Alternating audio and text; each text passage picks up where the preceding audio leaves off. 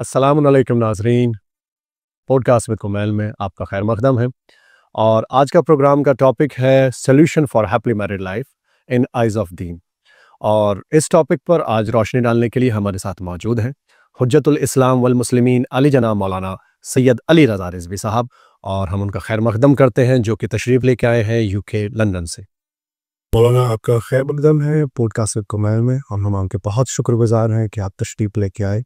मौलाना के इंट्रोडक्शन के लिए अगर कहें कि मौलाना प्रेसिडेंट ऑफ मजलिस उलमा शिया यूरोप यूके, जो कि 5th टाइम इलेक्टेड हुए हैं, माशाल्लाह आपको बहुत बहुत मुबारकबाद। और मौलाना की तालीम की बात की जाए तो आप ग्रेजुएट हैं in dual masters Islamic and Arabic, और आपने कुछ किताबें जो ट्रांसलेट की हैं, जिसमें से वन ऑफ कहें किताबुल तौहीद बाय शेख सादू, और जिसको आपने ट्रांसलेट किया है the book of divine unity. मौलाना आपका बहुत बहुत शुक्रिया कि आप तशरीफ़ लेकर के आए और इस नाचीज़ को इज़्ज़त बख्शी। बहुत बहुत शुक्रिया। सलामत रहे, आबाद रहे।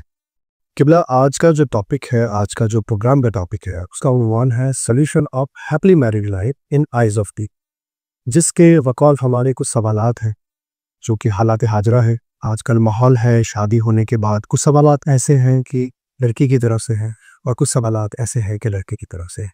जिसमें पहला सवाल हम कर रहे हैं कि महरम और नामहरम हालात हाजरा में। हालात हाजरा में किबला, अगर आप देखें कि आगा खामनाई का फतवा है, और सभी उलमाए दी को मैं इसमें इन्वॉल्व कर लेता हूँ कि फतवा है कि आप चेहरा खुला रख सकते हैं बतौर लेडी आप टॉकिंग अबाउट। लेकिन जो हालात हैं, उस हालात में अगर लेडी की निगाह किसी पर पड़ती है या किसी नामहरम की उस लेडी पर निगाह पड़ती है, तो वो कहाँ तक ठीक है? बिस्मिल्लाहिर्रहमानिर्रहीम। सबसे पहले जो निगाह के अहकाम है, यानी तोफ़ील मसाइल में किताबुल, जितने भी आपको किताबुल निकाह में जाएंगे या अहकाम की किताबों में निगाह के अहकाम कि नामहरम को देखना या नामहरम किसी और को देखे, ये इसकी बुक यानी सख्त अहकाम है। शरीयत मोहम्मदी में पर्दा मर्दों और ख़वातीन दोनों पे वाजिब है। मर्द का भी बदन अपना वाजिब है, खातून का भी। खातून के ये क्या क्या इस्तिस्ना है, एग्जेम्प्टेड क्या है। आप जो कह रहे हैं कि हालात हादरा में पूरी दुनिया के अंदर भी ये जो चल रहा है, तो उसमें एग्जाम्शन पे भी उलमा में इख्तिलाफ है। अफसोस के साथ ये कि भी ये काफ़ी सख्त अहकाम है इसके, जिसको हम बाज़ माशरे में बहुत लाइटली ले लेते हैं। बाज़ फ़ुक़हा ने ज़्यादातर ने लिखा यह है कि मा अदल वजह वल कफ़ैन, चेहरा और हाथ छुपाना वाजिब नहीं है। बहुत से और ज़्यादातर फ़ुक़हा कहते हैं खातून का पाँव को भी छुपाना वाजिब है। ये पाँव वो अपने पैर जुराबों के बाहर नामहरम के सामने नहीं आ सकती। मरहूम आगा फ़ोई है, जिस तरह से बहुत से और जैसे आगा बशीर या और बहुत से फ़ुक़हा कहते हैं कि एहतियात वाजिब के तौर पे चेहरे का भी छुपाना वाजिब है। लेकिन आसानी राखमनाई और ऐसे बहुत से फ़ुक़हा कहते हैं कि चेहरे का छुपाना वाजिब नहीं है, हाथ और चेहरा। लेकिन उसमें कुछ शरायत है। जैसे मिसाल के तौर पे अगर मेहंदी लगा रखी हो हाथों पे या नेल पॉलिश लगा रखी हो, तो फिर हाथों का भी छुपाना वाजिब है। क्यों? क्योंकि वो ब्यूटिफिकेशन है, और औरत की जो आराइश कहा जाता है, जैसे फ़ारसी में जीनत, अरबी में कहते हैं, उर्दू में भी हम जीनत ही इस्तेमाल करते हैं। ब्यूटिफिकेशन कि औरत अपने आप को आरास्ता करेगी तो सिर्फ और सिर्फ अपने शौहर के लिए, यानी महरम के लिए। उसको बाप देख सकता है, उसके भाई देख सकते हैं, बेटा देख सकता है, लेकिन शौहर ना महरम मर्द जो है औरत की खूबसूरती को नहीं देख सकता। यानी अगर वो अपने आप को जितनी नॉर्मल है उससे ज़्यादा अपने आप को खूबसूरती मेकअप करे। तो अच्छा, अगर आप कहें इस तरफ लफ्ज़ों को पलट के, आपने कहा कि मेहंदी और नेल पॉलिश शो बाकायदा एक मेकअप तो होता है, अगर उसको करने के बाद भी चेहरा खुला है। अच्छा, अब ये सब मैंने हाथों के लिए बताया था, और आपने बिल्कुल सही सवाल कर लिया चेहरे से मुतालिक, जिसमें मैं अगला आने वाला था। लेकिन चेहरे पे भी अगर मेकअप कर रखा है, अब लिपस्टिक लगा लेती हैं ख़वातीन होंठों पे, तो अब वो नामहरम को नहीं दिखा सकती। या लाइट मेकअप है जिसे महसूस नहीं हो रहा, तो कोई हर्ज नहीं है। लेकिन अगर वो उसने बहुत ज़्यादा जैसे आँखों पे या चेहरे पे कुछ ऐसे मेकअप की चीज़ें लगा रखी जिससे कि नामहरम मर्द को उसमें कशिश महसूस हो, या इतना से उसकी तवज्जो उस तरफ जाए, तो वो जायज़ नहीं है। और अगर वो चेहरे को इस तरह से मेकअप कर लेती तो वो जायज़ है, लेकिन उसमें छुपाना वाजिब है। यानी वो जो है, अब मिसाल के तौर पर भवों से मुतालिक पूरी बहस है कि आई ब्राउज ख़वातीन बनाती हैं, यानी क्या करती है, उसको वो भवों को बाल उतारती हैं, उसको वो खूबसूरत बनाती है। कब बनाती हैं, या जैसी भी उसमें वो रंग वगैरह लगा लेते हैं या कुछ, तो वो खूबसूरत बनाती है उसको। कहते अगर वो भवों का बनाना, जैसे आईब्रोज बनाना, मुआशरे में आम तौर से आम है, यानी अक्सर ख़वातीन करती हैं। आम ऐसे मुराद अक्सर ख़वातीन करती हैं तो फिर आंखों के भवों का छुपाना वाजिब नहीं है। लेकिन अगर एक मुआशरे के अंदर ज़्यादातर ख़वातीन नहीं बनाती भवें तो फिर आंखों की जो खातून भवें बनाती है तो उसका उन भवों को छुपाना भी वाजिब हो। तो बहरहाल अब ये तफसीली बहसें हैं सारी, जो तमाम के तमाम मेकअप और इन चीज़ों से हमारी किताबों में मौजूद भी हैं और कुछ हमारे फ़ुक़हा के इसमें फतावा की। माशाअल्लाह किबला ने जो पहले सवालात के हमने किया था उस पर बेहतर रोशनी डाली। इसी सिलसिले में दूसरा सवाल आगे से कर रहे हैं कि औरत और मर्द के हकूक़ उनके इन-लॉज़ की फैमिली पर कहाँ तक होते हैं और क्या सही है और वो कितना कर सकता है? ये दोनों के लिए मर्द के हवाले से भी उसके इन-लॉज़ की फैमिली पर और अहलिया के हवाले से उनके हस्बैंड की फैमिली। सबसे अहम चीज़ ये है कि यानी दो तरफ़ा हुकूक हैं। इस्लाम में हुकूक से ज़्यादा ज़िम्मेदारियों की बहस है। तो अब यानी आया इन लॉज से मुराद है कि ससुराल जो है ख़ातून का और उनके उस पे क्या हक़ हैं और उस ख़ातून की अपने इन लॉज की तरफ ज़िम्मेदारियाँ क्या हैं। या यूँ करें कि सवाल तो चेंज कर लेते हैं, इन-लॉज़ के बहू पर क्या हक़ है? हाँ, और बहू के इन-लॉज़ पर क्या हक़ है? मिल ये बहुत अच्छा जी। अगर देखिए सबसे पहली बात ये है कि हक़ तो किसी का किसी पे कोई नहीं, सिर्फ ये है कि अदब व एहतराम, एक मोमिन का दूसरे का अदब व एहतराम वाजिब है, पहली बात। दूसरी बात ये है कि मिसाल के तौर पे घर में खाना बनाना और सब कुछ करना अल्लाह ने उस पर फ़र्ज़ इसलिए नहीं किया ताकि अगर उस पर अल्लाह फ़र्ज़ करार दे देता तो वो कहते हैं हमारा क्या कर रही है, अपना फ़र्ज़ अदा कर रही है। तो शरीयत ने ये कहा है कि जब वो घर में काम करे तो उसको बार बार सराहो, उसकी तारीफ़ करो, शुक्रिया अदा करो, ताकि उसे भी इंकरेजमेंट मिले, हौसला अफजाई हो कि वो काम करती रहे। फिर इस्लाम की निगाह में भी ये ज़रूरी है कि जो काम कर रहा है उसको अप्रिशिएट किया है, जो मैं कहना चाह रहा था। पहली बात ये। दूसरी बात ये है, बहुत से लोग कहते हैं भी वाजिब नहीं है तो मैं क्यों करूँ, वाजिब। देखें देखें शरीयत मोहम्मदी में आया ये नहीं है कि आपका हमसाया भी अगर भूखा सो जाए तो आप गुनहगार हैं क्योंकि हमसाया भूखा सो रहा है। तो क्या अगर आपके घर के अंदर आपके फादर इन लॉ, ससुर हैं, सास हैं, भूखे सो रहे हैं और आपको कुछ नहीं दे रहे, बीमार हैं, बुजुर्ग हैं, तो क्या गुनाह नहीं होगा? तो मेरा मकसद ये कहने का कि सब एक दूसरे को अप्रिशिएट करें, सब एक दूसरे से मोहब्बत और इज्जत के साथ पेश आएं। ये अमूमन हो गया है कि आप सवालात होते हैं, अभी कोई बहस घर में हुई या कोई मसला ऐसा आया तो जिक्र किया गया कि मेरी जिम्मेदारी सिर्फ आपकी है। बीवी जो है वो शौहर से गुफ्तगू कर रही है, मेरी जिम्मेदारी सिर्फ आपकी है। इस्लामिक तौर पे मेरी कोई जिम्मेदारी नहीं है कि आपके वालिदैन की मैं देखभाल करूं, उनके लिए मैं खाना बनाऊं या उनके लिए मैं दवाई दारू करूं। तो क्या ये हम इस जिम्मेदारी से भाग सकते हैं? देखिए सबसे बड़ी बात यह है कि फ़र्ज़ किस पे है, बेटे पे। जी। अब बेटा नौकरी करेगा या मिसाल के तौर पे बूढ़े माँ बाप की दवा दारू को देखेगा, उनके खाने पीने को देखेगा। तो रसूल इस्लाम सल्लल्लाहु अलैहि वसल्लम ने बहुत ज़्यादा आसान किया और कहा कि या अली ए फ़ातिमा, आप दोनों मेरे साथ बैठ जाए, मैं आप दोनों की जिम्मेदारियाँ बांट देता हूँ। घर के बाहर के काम अली आपकी जिम्मेदारी रहेंगे और घर के अंदर के काम मैं फ़ातिमा को दे देता हूँ, जबकि घर के अंदर के काम में भी मौला के अपने काम अपने पे फ़र्ज़ हैं, जनाब सैयदा पे बाहर के काम। तो लेकिन रसूल खुदा ने तकसीम कर दिए है ना। इसी तरह से अब शौहर जॉब पे जा रहा है, कमा के ला रहा है ताकि बीवी की लोग देखभाल कर सके, तो बहुत से वालिदैन के हुकूक वो अदा नहीं कर पाएगा।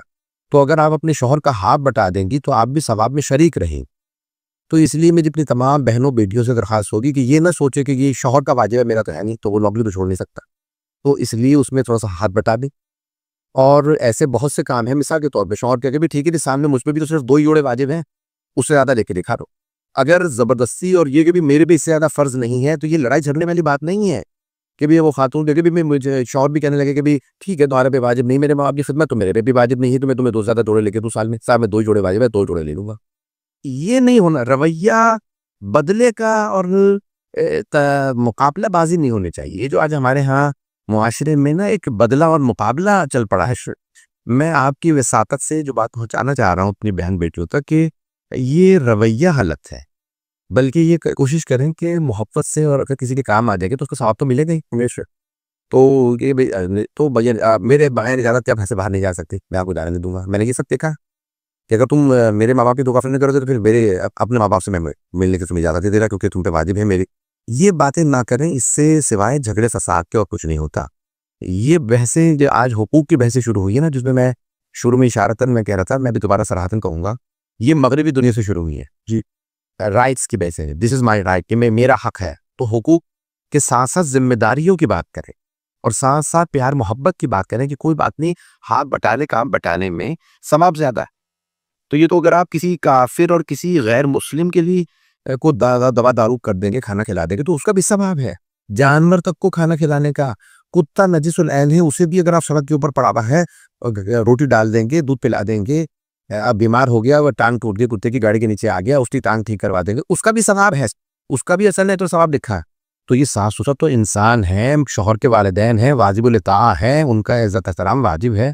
तो थोड़ा बहुत एक बार सवालात में जब सवालों की कड़ियाँ जुड़ रही हैं तो एक सवाल और हमारे एक बड़े अच्छे दोस्त हैं, नाम नहीं लूँगा लेकिन मैं आपसे जाहिर कर देता हूँ। सवाल ये है कि आजकल बड़े सगीर हुए, बड़ा है कि अमूमन है कि लड़के की शादी करने के लिए या लड़की की शादी करने के लिए घर हो तो शादी की जाए, अमूमन उसकी नौकरी हो तो शादी की जाए, बड़ी अच्छी नौकरी या अच्छी इनकम हो तो शादी की जाए, और लड़की के लिए है कि 25-30 साल की उम्र हो जाए तो हम लोग शादी करें। क्या शादी के लिए कोई शरायत या ऐसी कौन सी चीज़ है इस्लाम में कि लड़के लड़की में हो तो शादी की जा सकती है बिना किसी मसाइल? आपने ये जो सवाल किया है, ये मुआशरे का हर दौर में मसला रहा है और इस दौर में बढ़ गया है।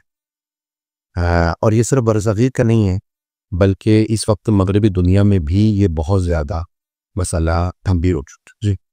और मुझे अफ्रीका जाने का बहुत ज़्यादा इत्तेफाक होता है, अफ्रीका में भी ये मसाइल आ गए। तो अब देखें, सबसे पहली चीज़ ये है, शरीयत मोहम्मदी सल्लल्लाहु अलैहि वसल्लम सबको ताजील की ताकीद है, ताजील जल्दी करे शादी में सबको, सिवाय एक वजह से आप ताखीर कर सकते हैं। यानी हर तबके को, हर मुआशरे के फ़र्द को, मर्द जन सबको जल्दी शादी करने की ताकीद दी गई है। सिर्फ और सिर्फ एक वजह है जिसमें ताखीर, वो है तालीम, कि आप तालीम की खातिर ताखीर कर सकते हैं कि अभी तालीम मुकम्मल नहीं हुई तो उसके अलावा किसी क्यों कि, और अगर उसमें भी हराम में मुब्तला होने का खतरा हो तो फिर आप तालीम की वजह से भी ताखीर नहीं कर सकते। कि भाई जब आप कह रहे हैं तालीम, ये कंपलसरी है या जब आपकी तालीम चल रही है तो आप एक्सक्यूज़ कर सकते हैं?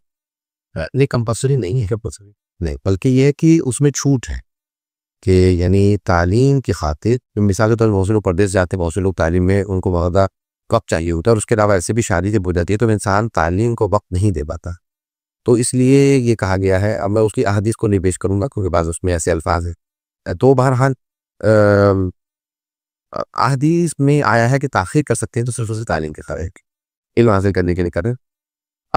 दूसरी वजह यह है, दूसरी जो अहम नुक्ता यह है, शरीयत मोहम्मदी में कहा गया है कि शादी करने से रिज़्क आता है। माशाअल्लाह, बच्चे जब होंगे तो वो अपना खुद रिस्क लेके आएंगे। ला तक़्तुलू औलादकुम खश्यत इम्लाक़, अपने बच्चों को रिस्क और रिस्क की तंगी के खौफ से कत्ल मत करो, यानी अबॉर्शन मत करवाओ। ये मत करो कि अल्लाह नहनु नर्ज़ुकुकुम व हम तुम्हें भी रिस्क देते हैं और उन्हें भी रिस्क देंगे। जब बीवी आएगी तो अपनी किस्मत का रिस्क लेके आएगी, जब बच्चे आएंगे तो अपना रिस्क लेके आएंगे। बल्कि ताकीद की गई है कि अब बच्चे ज़्यादा पैदा करें, और ये कहा जाता है कि नहीं बच्चे ज़्यादा होंगे तो फिर रिस्क कम हो जाएगा। बट नहीं, पैसा नहीं है, बल अल्लाह सुब्हानहू व तआला फरमाता है कि जितने जितने बच्चे होंगे उन सब का रिस्क हम देंगे। तो शरीयत में यह है कि आप जब शादी कर लेंगे तो रिस्क में इजाफा होगा। अब जो काबिल और बात यह है कि हमारे यहाँ कहते हैं कि जब मकान होगा, जब अच्छी नौकरी होगी तो हम शरीयत ही कही कि आप शादी कर लें, बड़ा मकान हो जाएगा, शादी कर लें, खुद बहुत अच्छी नौकरी लग जाएगी, रिज़्क़ में खुद बहुत बरकत होने लगेगी शादी का चीज़। तो इस बात का खुद बहुत ख्याल रखें। सर नहीं, अमूमन ये हो गया है कि अभी तो हम सेटल नहीं हो, अभी तो हम उस मकाम पे नहीं पहुँचे कि हमें शादी कर लेनी चाहिए। जो मेरा सवाल था आपसे कि ऐसा क्या लड़के और लड़की में होना चाहिए कि वो शादी की जा सकती? इस्लाम में तरगीब दिलाई है कि जवानी ही में शादी की जाएगी। इसमें कोई उम्र की, अगर आप आइमा की देख लें तो सबसे ज़्यादा देर से रसूल खुदा की शादी हुई है 25 बरस के हुए, मौला अमीर 23 बरस के थे। अक्सर आइमा 20-22 साल, 18-19 साल की उम्रों में शादी हो गई। इस्लाम के निगाह में उम्र के हिसाब से कुछ ऐसा है कि हम 12 साल या 15 साल या 13 साल के बाद लड़के और लड़कियां में उम्र का फ़र्क है शादी के लिए? हाँ, अब असल में ज़्यादातर ये कहा जाता है कि जब जो अब कवानीन ये है कि 16 साल, 17-18 साल की उम्र से पहले शादी की इजाज़त नहीं है। अक्सर ममालिक तो अपने मुल्क के कानून को तोड़ने की इजाज़त नहीं देती शरीयत। तो अब यह है कि आप उसके हिसाब से शादी करें, लेकिन जैसी तालीम मुकम्मल हो जाए तो बजाय इसके कि लड़के लड़कियाँ खुद इंतखाब करें या खुदा न खास्ता वो गैर मशरू या गैर जायज़ ताल्लुकात में मुब्तला हो या उनकी जल्दी शादी कर देनी चाहिए। तो शरीयत ने बहुत ज़्यादा ताकीद किया और इमाम बाकर साथ हदीस है कि ज़िंदगी में ईमान में कमाल ही शादी के बाद पैदा होता है। तो मुमिन, ये जो हदीस नबवी है ना कि मन तज़व्वजा फ़क़द अहसन निस्फ़ दीनिही, या मेरे शादी जिसने शादी की उसने अपना आधा ईमान बचा लिया। तो जब शादी करने से इंसान गुनाहों से बचता है और ईमान कामिल होता है। अच्छा, अगर इसमें छोटी सी बात और ऐड कर रहा हूँ, हमारे यहाँ कहते हैं कि बालिग होने के बाद अच्छा कंट्री के हिसाब से आप मुख्तार हो जाते हैं। क्या इस्लाम में भी ऐसा कुछ है कि अगर हम अपनी उम्र पे शादी या उसके बालिग हम हो जाते हैं तो क्या हम अपने डिसीजन ले सकते हैं, हम अपनी शादी या हम अपने वजूहात को डिले कर सकते हैं अपनी मर्जी के हिसाब से? अच्छा, उसमें शरीयत मोहम्मदी सल्लल्लाहु अलैहि वसल्लम ने सबसे ज़्यादा मसला जो है वो है कवारी लड़की के लिए कि वो बगैर बाप की या वली की इजाज़त के बगैर शादी नहीं कर सकते। और लड़के की इजाज़त जो दी भी गई है तो वो ये है कि यानी वालिदैन ताख़ीर ना करें, ये यानी जिस कदर हो सके सलाम की शरीयत में इजाज़त है कि वो अपनी मर्ज़ी से शादी कर सकते हैं। लेकिन होता ये है कि इंसान कई फ़ैसलों में हमेशा गलती का मुर्तकिब हो जाता है, क्योंकि तजर्बाकार नहीं होता। ख़ास तौर से लड़के के रिश्ते के लिए कहते हैं कि माँ या बहनों को देखना चाहिए, क्योंकि मर्द को एक माँ ही समझ सकती है कि मेरा बेटा कैसा है और उसके मुताबिक लड़की लेके आएगी। लेकिन माएँ इतना सख्त ना बना दें कि उन्हें कोई लड़की पसंद ना आए या मयारात बहुत ज़्यादा बना दो। आज के मुआशरे में ये बहुत ज़्यादा हो रहा है कि वो इतना सख्त बना देती हैं। तो दूसरा ये है कि लड़की को बेटी को पाप समझता है तो वो अपनी बेटी के हिसाब से लड़के को देखे, उसके मुताबिक उसके ये रिश्ता तलाश करे। किबला, सवालों की लड़ी में एक और सवाल, और जो मौजू थे हमारे पास सवाल थे इस प्रोग्राम के, उसका ये चौथा सवाल है। सवाल है कि बच्चों की परवरिश पे किसका हक ज़्यादा है?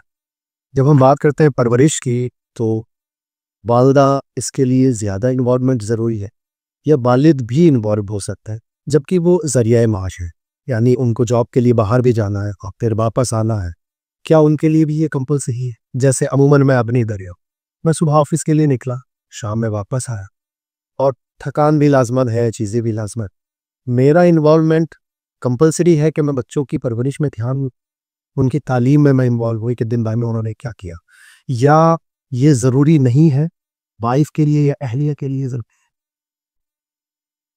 बहुत अच्छा सवाल है और सवाल रोज़ है, यानी आज की तमाम माशरे के अंदर ये मसला पेश है। पहली बात यह है कि औलाद हमेशा बाप से मंसूब रही है। लिखा जाता है मिसाल के तौर पे सैयद अली रज़ा वलद वक़ार अब्बास रिज़वी, जब हमेशा बाप ही का नाम है तो फिर बाप का उसमें इन्वॉल्वमेंट भी ज़्यादा होना चाहिए। लेकिन होता बरअक्स है, महसूस ये होता है कि जैसे ये बच्चे माँ ही के हैं जी, उसी ने पैदा किए हैं, उसी ने पालने हैं, उसी ने सारे फैसले करने हैं और उसी ने इनको परवान चढ़ाना है। तो अब बाप कई मरतबा हम मौजूदा खुद भी हम इसके शिकार हैं कि हमने जो है वो मिसाल के तौर पे कमा के ला दिया, अब हमारा काम पूरा हो गया। देखिए, रसूल खुदा सल्लल्लाहु अलैहि वसल्लम ने बहुत ज़्यादा ताकीद की है कि अपने बच्चों को गोद में उठाओ, बच्चों को प्यार करो, बार बार उनसे ये लफ्ज़ कहो, अहिब्बुका, आई लव यू, बेटा मैं आपसे प्यार करता हूँ। डांटो भी तो, मैंने तुम्हें डांटा इसलिए था क्योंकि मैं प्यार करता हूँ, तुम्हारे लिए बेहतरी चाहता हूँ। बच्चों को बार बार इसका इजहार करें। और सिर्फ रसूल अकरम सल्लल्लाहु अलैहि वसल्लम ने सिर्फ फरमाया नहीं है, करके दिखाया। अल्लाहुम्मा इन्नी उहिब्बु हसन, अल्लाहुम्मा इन्नी उहिब्बु हुसैन, परवरदिगार मुझे हसन से मोहब्बत है, मुझे हुसैन से, अल्लाहुम्मा इन्नी उहिब्बुहुमा, मुझे इन दोनों से मोहब्बत। यानी बार बार इस बात का इजहार करते थे। तो ये बार बार कहना बच्चों से मोहब्बत को बढ़ाता है। दूसरा ये कि भाई अगर आप देखें तो यानी माँ की जिम्मेदारियाँ और हैं, बाप की जिम्मेदारियाँ और हैं। लड़के की ज़िंदगी में फादर फिगर का जो लफ्ज़ इस्तेमाल हुआ ना कि उसको एक बाप के किरदार की ज़रूरत होती है कि जो उसके ऊपर देखिए माँ मोहब्बत और कामों के लिए है, लेकिन बाप जो है उसका इन्वॉल्वमेंट बहुत ज़रूरी है। कुछ चीज़ें बाप ही तरबियत में देता है, तरबियत के दे, चाहे वो खेलकूद हो, चाहे वो जिस्मानी परवरिश हो, चाहे नफ्सियाती परवरिश हो। हत्ता बेटी भी बाप को चाहती है कि मेरे सब पे हो, लेकिन बेटे को ज़्यादा ज़रूरत होती है। लेकिन दोनों को एक फादर फिगर की, ये बाप के वजूद की अल्लाह ने इसीलिए मार बार दो घर के अंदर रखे, ये दोनों का अपना अपना किरदार है। तो इसलिए बहुत ज़रूरी है कि वो दोनों अपना किरदार अदा करें। मिसाल के तौर पे अगर माँ उनको मोहब्बत दे रही है, तेरा आम तौर से होता यह है कि बाप सख्त होते हैं और माएँ नर्म होती हैं जी, लेकिन होना बरअक्स चाहिए, बाप को नर्म होना चाहिए, माँ को सख्त होना चाहिए। इल्म नफ्सियात की रूह से वो तमाम बच्चे ज़्यादा तरक्की करते हैं जिनकी माएँ सख्त होती है, तालीमी मैदान में ज़्यादा तरक्की करते हैं। तो इसलिए बहरहाल दोनों का अपना अपना किरदार है और दोनों का अपना अपना एक रोल है। यानी दोनों का एक नक्श है बच्चे की जिंदगी में, और दोनों को अपना नफ्स अदा करना चाहिए। जब तक अपना नफ्स अदा नहीं करेंगे, बच्चे की जिंदगी में वो तकामुल नहीं आए। कि अमूमन ये था जाता है, अरे भाई मैं जॉब करके आया हूँ, अभी थका हूँ, अब आ करके इनको भी संभाल। ये ज़बान मैं इसलिए इस्तेमाल कर रहा हूँ क्योंकि ये अमूमन इस्तेमाल क्यों सही है, तो हमें उसी ज़बान में फिर ये है कि हमें पूछना भी पड़ रहा है। देखिए, अब मसला ये है कि ऐसा नहीं है कि सारा दिन जो है वो लोग कह रहे हैं कि भाई मैं अब बच्चों को भी देखूं, तो आपकी बीवी भी सारा दिन ऐसा नहीं था कि वो हाथ पे हाथ रख के बैठी थी। उन्होंने काफ़ी सफाई की, उन्होंने खाना बनाया, कपड़े धोए, बच्चों को मुसलसल खाना दिया, देखा वहाँ। तो अब रात को आने के बाद मर्द को अल्लाह ने ज़्यादा ताकतवर बनाया है, बच्चों के मामले में कुर्बानी माँ ज़्यादा देती है। तो अगर बाप जो है वो उसमें कोई ना कोई किरदार अदा करे और कोई ना कोई इन्वॉल्वमेंट हो, कम अज़ कम इतना ही पूछे, हाँ जी आप लोग स्कूल कैसे, क्या पढ़ा, क्या खाया खा, यानी थोड़ा बहुत इंटरेक्शन होना बहुत ज़रूरी है। जब वो इंटरेक्शन होता है तो फिर बच्चों को महसूस होता है कि हाँ हमारा बाप के साथ इंटरेक्शन है। एक चाहे किसी भी हद तक हो, वो बहुत उसका ज़रूरी है। अशाना किबला, हाँ, पूरा प्रोग्राम मुकम्मल होने की आखिर पर है और इस कड़ी का आखिरी सवाल आपसे। सवाल यह है आगा कि अमूमन जो आज फ़िलहाल कपल्स और फैमिली जो हो रहे हैं उसमें एक सवाल आता है अहलिया की तरफ से, क्या हम जॉब कर सकते हैं और हम क्यों जॉब नहीं कर सकते? ये मेरी मर्ज़ी है, मैं किसी भी हालात में हूँ, जॉब कर सकते हैं। अच्छा, ठीक है, जॉब करना वो बेहतर जवाब आप दें, लेकिन क्या बच्चे छोटे होने पर, जो कि बच्चे बोल नहीं पाते, या ज़रूरी है कि उनको नैनी के पास या आया के पास छोड़ कर के जाया जाए या किसी और टेक केयर सेंटर पे छोड़ कर के जाया जाए? अब ये आगा इस सवाल के लिए, क्या जॉब हमारे यहाँ बीवी के लिए जायज़, या अगर जायज़ नहीं है या उसके लिए कोई शराइत है तो उस पे थोड़ी-सी रोशनी। देखें, इस्लाम में खातून को, जैसे हज़रत खदीजा कुबरा, उनकी तिजारत थी बिज़नेस, वो खुद तिजारत में नहीं जाती थी। घर से बहाने आते कि उनकी बहुत बड़ी तिजारत थी, तो बिजनेस करने की शरीयत में इजाज़त है। अब नौकरी, उसमें दो बातों की ताकीद दी गई। नंबर एक, आपका ईमान महफूज रहे। नंबर दो, आपकी आबरू, इज्जत आबरू महफूज रहे। जी। अब बहुत से लोगों ने बहस की है कि ज़रूरत हो, अगर ज़रूरत है तो फिर वो यानी घर में एक खातून की नौकरी तो जायज़ है, कर सकती है। चल, हमारे यहाँ एक ये अमूमन मसला है, हम जहाँ जॉब करते हैं वहाँ ड्रेस कोड है, वो औरत के लिए भी है और वो मर्द के लिए। अगर इस्लाम की निगाह से उसको देखें तो वो जायज़ नहीं है, क्योंकि जो जिस्म की नक्शी है वो उसमें पूरी तरीके से दिखाए। हाँ, तो मैंने पहले ही कह दिया कि इज्जत आबरू का महफूज होना शर्त है। अब उसकी डिग्निटी, उसकी इज्जत, उसकी आबरू और उसमें हिजाब शर्त है। अब जायज़ जवाज़ हमने कहा कि जायज़ है, लेकिन शराइत के साथ, नंबर एक। नंबर दो, क्या एक खातून बग़ैर शौहर की इजाज़त के जॉब कर सकती हैं? तो इसमें पूरी बहस है कि आया घर से बाहर जाने के लिए शर्त है या नहीं है। ये शर्त है। तो अब जालो कव्वामून अला निसा, ये पूरी बहस है, मैं इसमें जाना नहीं चाहता कि करियर वीमेन जो हैं, जो अपना करियर बनाना चाहती हैं, ख़वातीन, वो चाहती हैं कि नहीं, तो वो पहले से शर्त रखेंगी अपनी शादी के वक्त कि मुझे ये जॉब से नहीं रोके। लेकिन अगर मर्द पहले से शर्त रख दे कि मेरी बीवी कभी भी बगैर मेरी इजाज़त के जॉब नहीं कर सकती, तो वो भी नहीं कर सकती। तो दोनों तरफ से एक मुसालहा करेंगे, लेकिन अपनी इज्जत आबरू का, अपने नामहरम और दरिंदा सिफत मर्दों की बुरी निगाहों का अपने आप को मरकज बनाना किसी भी तरह से जायज़ नहीं। अब इसमें सबसे जो अहम चीज़ है, जो आपने एक इशारा किया कि आया और वो नैनी के या डे केयर सेंटर में अपने बच्चों को छोड़ जाए। याद रखें कि ये जो कहा गया है कि 7 साल तक, अमीर रज़ा साहब की हदीस से नक्शी, 7 साल तक बच्चा आपका सरदार है, सैयद का, आपका सरदार है। तो क्या मतलब, यानी उसको दूसरों के रहमो करम पे मत छोड़ो, उसे यानी सख्ती मत करो। तो क्या मतलब, यानी इसका मतलब है माँ बाप खुद उसकी देखभाल करें 7 साल तक, बच्चे को तवज्जो और मोहब्बत। ये नहीं कि अदब ना सिखाएं, कि अगर वो बेअदबी करता है तो उसको अदब सिखाएं, लेकिन 7 साल तक बच्चा जो है वो दूसरों के रहमो करम पे ना हो। 2 साल उसको दूध पिलाना, तो उसके बाद 2 साल अगर तलाक हो जाती है तो फिर वो माँ के पास रहेगा, 7 साल बेटी माँ के पास रहेगी।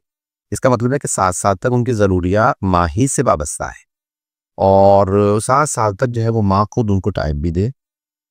एक अहम जो नुक्ता है, काबिल गौर है, वो ये है कि बहुत सी ऐसी चीज़ें कि अगर माँ और बाप दोनों ही काम पे हो, जैसे आज ज़्यादातर मुआशरे में हो चुका है, अमेरिका में, कनाडा में, यूरोप में, और अब हिंदुस्तान पाकिस्तान में भी बड़े शहरों में महंगाई इतनी ज़्यादा हो गई है कि जहाँ दोनों को काम करना पड़ता है। हत्ता मिडिल ईस्ट में, मशरक़ उस समय अगर आप देखेंगे बस एशिया में, हत्ता बहुत से अफ्रीकी ममालिक में, ऑस्ट्रेलिया न्यूजीलैंड वगैरह चले जाए, तो हर जगह पे दोनों नौकरी करते हैं, जॉब करते हैं, तब जाके घर चलता है। अब उसके अंदर बच्चा हमेशा रहमो करम पे होता है, दूसरों की उसकी अदब, तरबियत, तालीम तमाम दूसरों के रहमो करम पे होती है।